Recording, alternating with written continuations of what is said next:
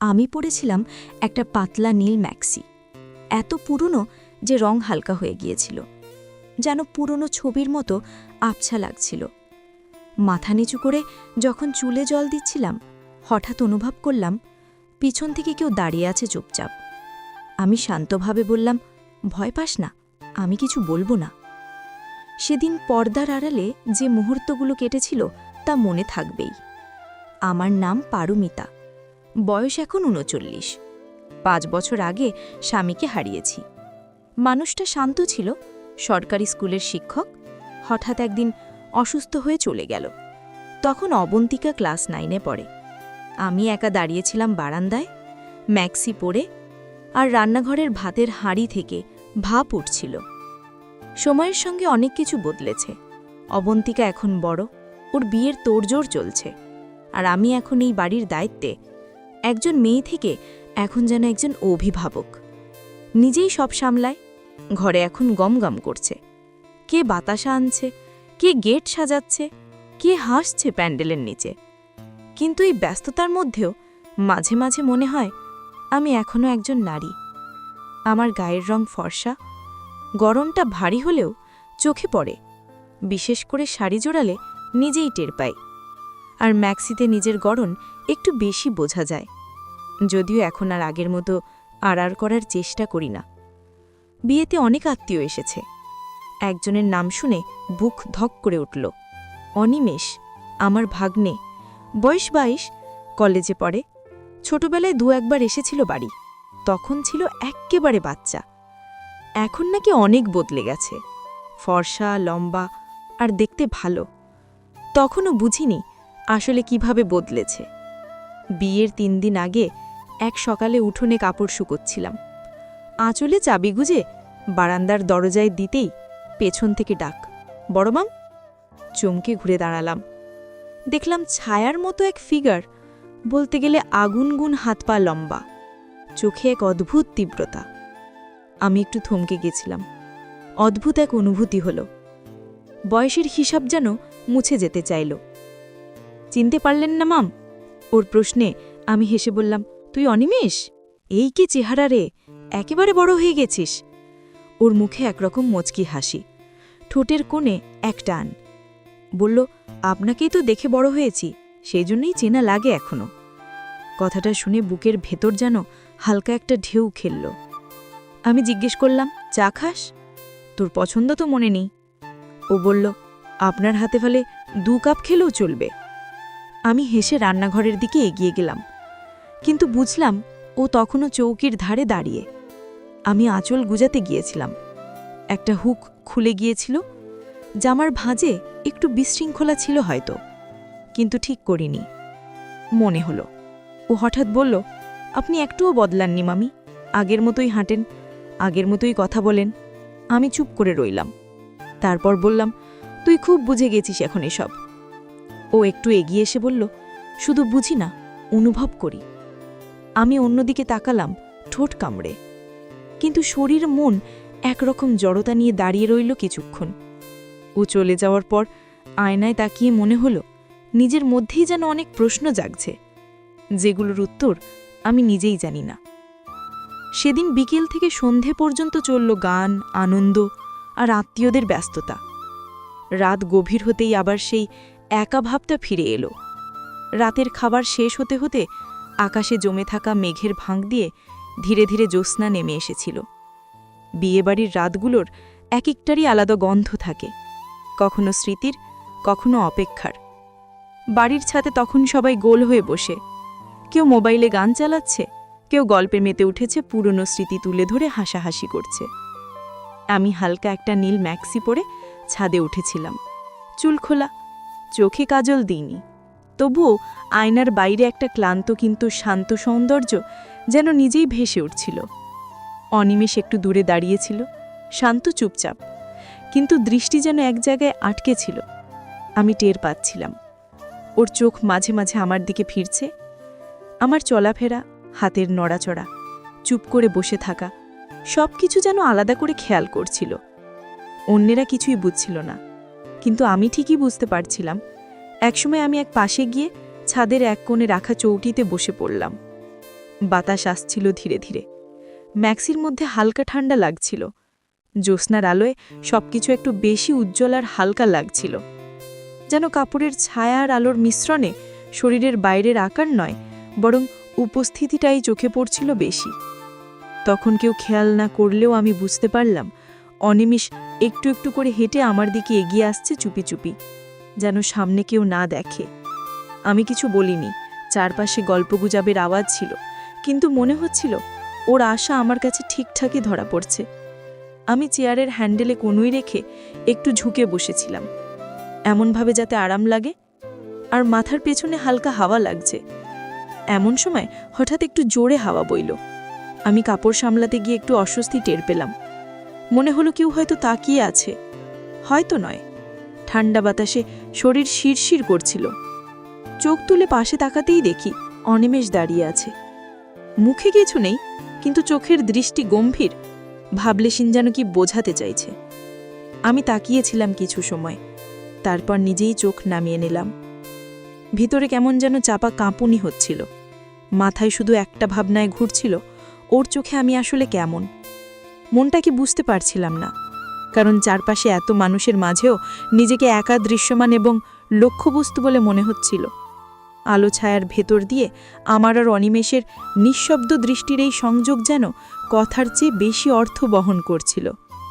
সেই রাতটা অনেকের জন্য গল্পের, অনেকের জন্য হইচয়ের, কিন্তু আমার জন্য ছিল এমন একটা রাত যেখানে জ্যোৎস্নার শরীর ছুঁয়ে গেলেও মন ছুঁয়ে গিয়েছিল এক পুরনো রকমের অচেনা অনুভব, যেটার নাম হয়তো আমি জানি না, কিন্তু উৎসটা বুঝি। অনিমেষের চোখ। সেই সমস্ত টানাপড়া নিয়ে আমি ঘুমিয়ে পড়লাম। সকালে যখন ঘুম ভাঙল, তখন পুরো বাড়ির বাতাসে ছিল এক ভিন্ন ধরনের গন্ধ, হলুদের গন্ধ। হলুদের পেস্ট, চন্দনের ছোঁয়া, রান্নাঘর থেকে আসা তেলে ভাজার গন্ধ, আর মেয়েদের খিলখিল হাসি। সব মিলিয়ে যেন গোটা বাড়ি এক রঙিন উৎসবে মেতে উঠেছে। আমি তখন শাড়ির ভাঁজে চুল বেঁধে উঠোনে চেয়ার পেতে বসেছিলাম। ভাবছিলাম আজকের দিনটা হয়তো একটু শান্তিতে যাবে, কিন্তু অদ্ভুতভাবে মনে হচ্ছিল কিছু একটা অদৃশ্যভাবে চলমান, যেন কোথাও কিছু লুকিয়ে আছে আমার চোখের আড়ালে। এই যে বললাম ঐশী, ও আমার ছোট যা। বয়স হবে ৩৫, দেখতে আধুনিক, ফ্যাশন সচেতন, চলনে বলনে সবসময় আত্মবিশ্বাসী। ওর স্বামী অলোক সরকারি চাকরিতে, বছরের বেশিরভাগ সময় বাইরে থাকে। আমি জানি ঐশী প্রায়তে বাড়িতে একা সময় কাটায়, আর সেই নিঃসঙ্গতার ভেতর কিছু অনুভূতি গোপনে জন্ম নেয়। আমি আগেই বুঝে গিয়েছিলাম ওর চোখ অনিমেষের দিকে আগ্রহ নিয়ে তাকিয়েছে। আগের দিন ছাদে ও যেমন করে অনিমেষের দিকে হেসে তাকিয়েছিল, আর অনিমেষও যেমন চোখ ফেরাতে পারছিল না, সবকিছুই একটা ইঙ্গিত দিচ্ছিল। সকালে উঠে দেখি ঐশী সবার সঙ্গে নেই, ছাদে যাচ্ছে না, উঠোনেও দেখা নেই, মেয়েদের ভিড় থেকে দূরে। পরে দেখি ও নিজের ঘরের পর্দা টেনে দিয়েছিল। তারপর বারান্দার এক কোণ থেকে অদ্ভুতভাবে ইশারা করল। আমি জানতাম ও ওই নিমেষকে ডাকছে। হঠাৎ পাশের ঘর থেকে চাপা হাসির শব্দ ভেসে এলো। কিছু স্পষ্ট বোঝা যাচ্ছিল না, তবে গলায় একটা খুনসুটি মিশেছিল। আমি কৌতূহলী হয়ে দেয়ালের কাছে কান পাতলাম। তুই কলেজে কি এসব শিখিস? ঐশীর গলায় দুষ্টুমির সুর। কি শিখি, আপনি দেখে নেন না, উনিমেষের উত্তর। আমি জানতাম এখানে হয়তো কিছুই হচ্ছে না, কিন্তু এই কথোপকথনের মধ্যে এক ধরনের খেলাছলে টান স্পষ্ট ছিল। ঠিক তখনই ঘরের ভেতর কাপড় নড়ার মতো একটা আওয়াজ পেলাম, এরপর দরজার চৌকাঠে একটা হালকা শব্দ। ঘরটা বন্ধ হয়ে গেল। বাতাসে তখন এক অদ্ভুত নীরবতা। কিছু বলা হয়নি, কিন্তু ঘরের ভেতরে যেন কথার চেয়ে বেশি কিছু বোঝা যাচ্ছিল। আমি মনে মনে ভাবছিলাম, এই বাড়ির কোন ঘরে আলো জ্বলে আর কোন ঘরে নিভে যায় তা বোঝা বড় কঠিন। দুপুরটা ছিল শান্ত, সূর্য ঝলমল করছিল না, কিন্তু বাতাসে ছিল একরকমের ভেজা গন্ধ। মাটির, হলুদের, রান্নার, ফুলের। মেয়েরা হলুদের গায়ে ব্যস্ততায় মেতে উঠেছে। আমি আর ঐশী ঠিক করলাম পুকুরে গিয়ে একটু জল ছুঁয়ে আসি। সেই পুরনো পুকুর, বাঁধানো ঘাট, একপাশে গাছের ছায়া, অন্য পাশে সূর্যের আলোয় জল ঝিলমিল করছে। আমি ছিলাম হালকা একটা পুরনো ম্যাক্সি।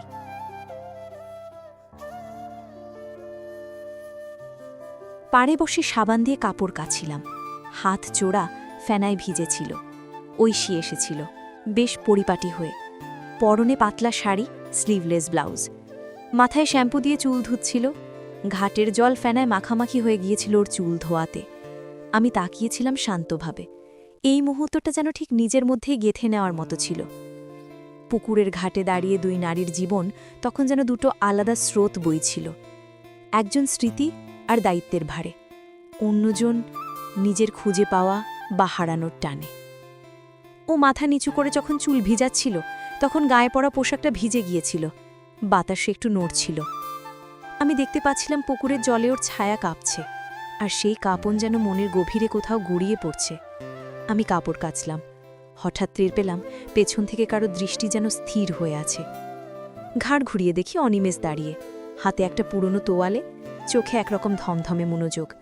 আমি বুঝে গেছিলাম ও তাকিয়ে আছে।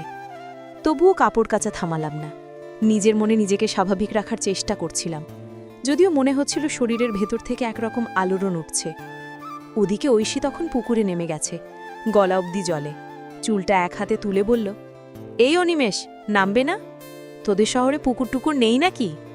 ওর গলায় ছিল খুনসুটির টান। অনিমেষ একটু এগিয়ে নামতে যাচ্ছিল। আমি শান্ত গলায় বললাম, এই পাশটায় আসিস না, অনেক জোক আছে। ও থেমে গেল, আর আমি টের পেলাম আমার বুকের ভেতরের শব্দ যেন কানে বাজছে। সন্ধে নামার সঙ্গে সঙ্গে পুরো বাড়ি আলোয় ভরে উঠছিল। ঝিকিমিকি বাতি, প্যান্ডেলের নিচে গাঁদা ফুল, হলুদের ঘ্রাণ আর আত্মীয়দের হাসি মিশে এক উৎসবের আবহ তৈরি করেছিল। উঠোনে পাটের আসনে বসে অবন্তিকা হলুদের শাড়ি পরে একদম যেন ছবির মতো লাগছিল। আমি একটু দূরে দাঁড়িয়ে দেখছিলাম, তবু মনটা ছিল অন্য কোথাও। খাবারের টেবিলের পাশে দাঁড়ালাম, ঠিক উল্টো দিকে বসেছিল অনিমেষ, চোখে একরকম বোঝা হাসি, যেন কোনো কথা ছাড়াই অনেক কিছু বুঝে যাচ্ছে। পাতে মিষ্টির প্লেট ছিল। আমি হাত বাড়ালাম, ও একই সঙ্গে হাত বাড়ালো। আমাদের আঙ্গুল একসাথে ছুঁয়ে গেল।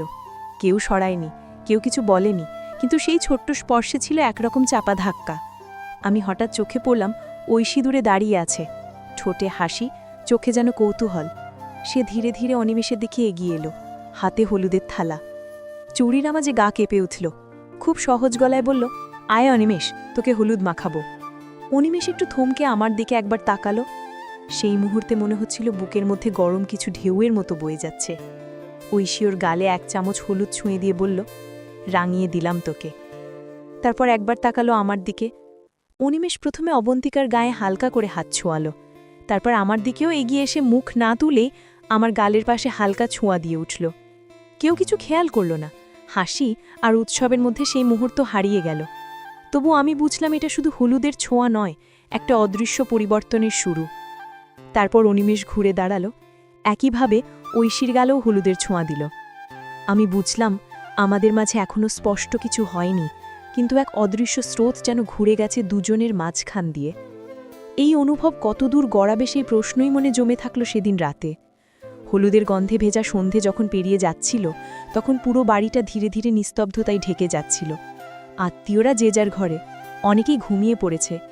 আমি জানি এমন রাতেই কিছু সম্পর্ক নিঃশব্দে জেগে ওঠে। অলোক আগেই বলে গিয়েছিল সরকারি কাজে বাইরে যাবে। ঐশী জানত আজ রাতে সে একাই থাকবে। হঠাৎ পুরো বাড়ির লাইট নিভে গেল। কেউ বলল শর্ট সার্কিট, লোড বেশি হয়ে গিয়েছে। ঘরের ভেতর হঠাৎ ঘন অন্ধকার, যেন এক একটা ঘর হয়ে গেল ছোট ছোট গুহার মতো। আমি মোম খুঁজে পাইনি। তখন দেখি নিচতলা থেকে একটা মাত্র মোমবাতির আলোয় অনিমেষ ধীরে ধীরে এগিয়ে আসছে। ওর চোখে আলো ছায়ার মিশেল, মুখে নীরবতা। আমি সিঁড়ির কোণ থেকে দেখছিলাম ও কোথায় যাচ্ছে। হঠাৎ দেখি ঐশীর ঘরের পর্দা সরে গেল। সে দরজায় দাঁড়িয়ে, স্নানের পর পরা হালকা পোশাক, হাতে একটুখানি ওড়া চুল খোলা, চোখে কাজলের রেখা। ও নিচু গলায় কিছু বলল আর অনিমেষ ধীরে ধীরে ঘরে ঢুকে গেল। আমি জানালার পাশ থেকে দাঁড়িয়ে দেখছিলাম মোমবাতির আলোয় ঘরের ভেতরে দুজনের ছায়া কাছাকাছি আসছে। পর্দা একটু নড়ে উঠল, বিছানার কাপড় সরে গেল। হালকা হাওয়ায় সবকিছুই যেন শব্দ ছাড়া, কিন্তু স্পষ্ট অনুভবে ভরা। তখনই ঘরের ভেতর থেকে ভেসে এলো এক শান্ত কণ্ঠ, ভয় করিস না, আমি কাউকে বলবো না, তুই এসেছিলি। সেই ঘরে আলো ছিল না, কিন্তু বাতাসের ভেতর ছিল এক গভীর নিঃশব্দ টান। আমি দাঁড়িয়েছিলাম, নড়তে পারছিলাম না। ভোরবেলা রান্নাঘর যেন এক যুদ্ধক্ষেত্র। চুলার ধোঁয়া, নারকেলের খোসা আর কাজের ব্যস্ততায় মেয়েদের কণ্ঠে ক্লান্তি। আমি তখন পুরনো একটা শাড়ি পরে হাঁটু পর্যন্ত তুলে ভাত বসাচ্ছিলাম। চোখ মুখ ঘামে ভিজে যাচ্ছিল, চুল এলোমেলো, শরীর ক্লান্ত, হাত জোড়া কাঁপছিল। ঠিক তখনই পেছন থেকে কারো উপস্থিতি টের পেলাম। নিঃশ্বাস না নীরব দৃষ্টির চাপ বোঝা যাচ্ছিল না, কিন্তু আমি জানতাম কে দাঁড়িয়ে। মনে হচ্ছিল একটা অনুভব জমে উঠছে, শব্দ ছাড়া, কথাহীন। চুলের নিচে জমে থাকা ঘাম তখন পেছন থেকে আসা নিঃশ্বাসে মিশে গিয়েছিল। আমি একটু রুক্ষ গলায় বললাম, তুই এমন করে দাঁড়াস কেন? মুখে যতটা সম্ভব কঠোরতা আনার চেষ্টা করছিলাম, কিন্তু গলার নিচে যে একরকম কাঁপুনি, তা লুকোনো কঠিন হচ্ছিল। অনিমেষ হালকা হেসে বলল, সরে যেতে পারি, কিন্তু সত্যিই চাইছেন তো আপনি? আমি চুপ করে গেলাম। খুন্তি তখনও হাতে, কিন্তু হাত কাঁপছিল। ওর উপস্থিতি, ওর নীরব দৃষ্টি পেছন থেকে যেন একটা অজানা জ্বর তুলে দিচ্ছিল আমার গায়ে। আমি জানি না কী চেয়েছিলাম, শুধু মনে হচ্ছিল কিছু আটকে আছে আর কিছু ছুটতে চাইছে। দুপুরে ঘর একটু ফাঁকা ছিল, মেয়েরা মেকআপ আর সাজগোজে ব্যস্ত। আমি জানি এই সময় বাড়ির ভেতরের অনেক দরজায় নিঃশব্দে খোলা থাকে। অনিমেষ জানত ঐশী দুপুরে ঘুমায়, দরজাও প্রায় বন্ধই থাকে, কিন্তু সেদিন সে অপেক্ষা করল না। আমি জানালার পাশ থেকে দেখলাম ও সোজা ঐশীর ঘরের দিকে চলে গেল। পর্দা সরিয়ে দরজাটা বন্ধ করে দিল। ঘরের ভেতর আলো, ছায়া, নিঃশব্দতা আর মশারির ভেতরকার আবছা নড়াচড়া সবকিছু মিলিয়ে এক অদ্ভুত পরিবেশ তৈরি করছিল। স্পষ্ট কিছু দেখা বা শোনা যাচ্ছিল না, কিন্তু বাতাসে যেন একটা গন্ধ লেগেছিল। সেটা হয়তো কারো ঘুম, কারো অপেক্ষা, অথবা কিছু চাপা অনুভূতির অবশিষ্ট। বিয়ের দিন সকালটা ছিল রঙে আর গন্ধে ভরপুর। রান্নাঘরের পাশে দাঁড়িয়ে ভাজার গন্ধ পাচ্ছিলাম, কানের কাছে নারকেলের নাড়ু বানানোর শব্দ। মেয়ে অবন্তিকা আজই বাড়ি থেকে সত্যি বিদায় নেবে, কিন্তু আমার মন কোথায় যেন আটকে ছিল। অনিমেষ ব্যাগ হাতে চলে যাবার প্রস্তুতিতে দাঁড়িয়ে, ঐশী সিঁড়ির ধারে চুপচাপ তাকিয়ে। মুখে কিছু নেই, চোখে চাপা কিছু রয়ে যাচ্ছে। হয়তো কোনো কথা হয়নি, কিন্তু কিছু একটাই থেমেছিল সময়। আমি পেছনে এক কোনায় দাঁড়িয়েছিলাম, যেন নিজেকে লুকিয়ে রেখেছিলাম। ভেবেছিলাম ও আর চোখ তুলে তাকাবে না। কিন্তু হঠাৎ প্যান্ডেলের আলো একটু ঝিমিয়ে উঠল। ঠিক তখনই অনিমেষ থেমে দাঁড়িয়ে মাথা ঘুরিয়ে তাকালো। আমাদের চোখ একসাথে আটকে গেল। কোনো শব্দ ছিল না, কেবল একটানা নিঃশব্দ দৃষ্টি, যেটা অনেক কিছু বলে দিল। যেন একটা উপন্যাস, একটা অপ্রকাশ অনুভব ওই চোখের ভাষায় শেষ হলো। অনিমেষ চলে গেল। আমি জানালার পাশে এসে দাঁড়ালাম। বাতাসে একটা পুরনো কাপড় উঠছিল ধীরে ধীরে। মনে হচ্ছিল কেউ পাশে এসে দাঁড়িয়েছে। চোখ বন্ধ করলাম। একটানা নিঃশ্বাস নেওয়া গেল না।